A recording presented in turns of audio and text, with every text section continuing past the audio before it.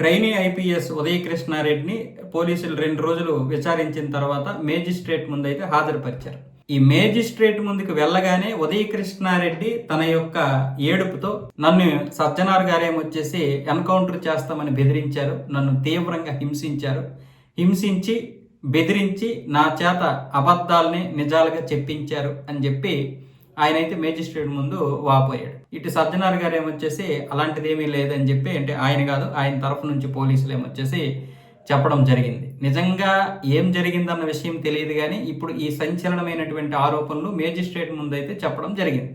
పైగా రాతపూర్వకంగా ఇచ్చారు, నన్ను ఏ విధంగా పోలీసులు, సజ్జనారు, మిగతా వాళ్ళందరూ కూడా హింసించారని చెప్పి ఈయనైతే రాతపూర్వకమైనటువంటి ఫిర్యాదు ఇచ్చారు. కానీ విలువ ఉంటుందా? ఎంతో మందికి ఆదర్శంగా ఉన్నటువంటి ఈ వ్యక్తిలో అనేక కోణాలు చూస్తున్నారు. ఒకళ్ళు కాదు, ఇద్దరు కాదు. మొన్న ఏమంటున్నాడు, నేను సక్సెస్ అయ్యాను, కష్టపడి చదివాను, నాకు ఎంతో మంది అమ్మాయిలు ఫోన్లు చేసి ప్రపోజల్ చేశారు, వాళ్ళని నేను ఓకే చెప్తే తప్పేంటి? వాళ్ళందరూ ఎంతో ఆశతో నా మీద ప్రేమతో నాకు ప్రపోజల్ చేస్తే వాళ్ళందరినీ ఓకే చేసి తప్పేంటి అన్నప్పుడే ఇతడు మానసికంగా ఎలాంటి పరిస్థితుల్లో ఉన్నాడో అర్థం చేసుకోవచ్చు. ఇలాంటి వ్యక్తి ఇప్పుడు ఎన్ని నిజాలు చెప్పినా కూడా వినరు. ఈరోజు సజ్జనార్ గారు నిజంగానే ఎన్కౌంటర్ చేసేస్తానన్నా కూడా వినరు.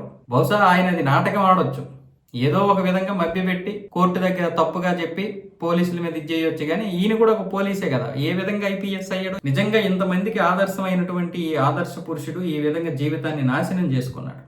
అయితే ఒకటి, తల్లిదండ్రుల దగ్గర ఎందుకు పెరగాలి పిల్లలు అంటారంటే ఇందుకే. నాన్నమ్మ దగ్గర పెరిగాడు కానీ, అంటే అలా అందరూ అలా కాకపోయినా నలుగురు మధ్య పెరగాలి అని ఎందుకు అంటారు? పాపం చిన్నప్పటి నుంచి మహిళల యొక్క సాంకేత్యం లేదు, తల్లి నుంచి కానీ చెల్లి నుంచి కానీ ఇలా ఎవరు సాంకేత్యం లేకుండా పెరగడం బహుశా తన మీద ప్రభావం చూపించి ఉండొచ్చు. ఒక తల్లిగా పెంచింది నాన్నమ్మే, ఆ నాన్నమ్మకు కూడా చదువు కోసం దూరం అవ్వడం వల్ల అలాగా మొత్తానికి ఏదో ఒక సైకో అయితే అయిపోయాడు ఆయన.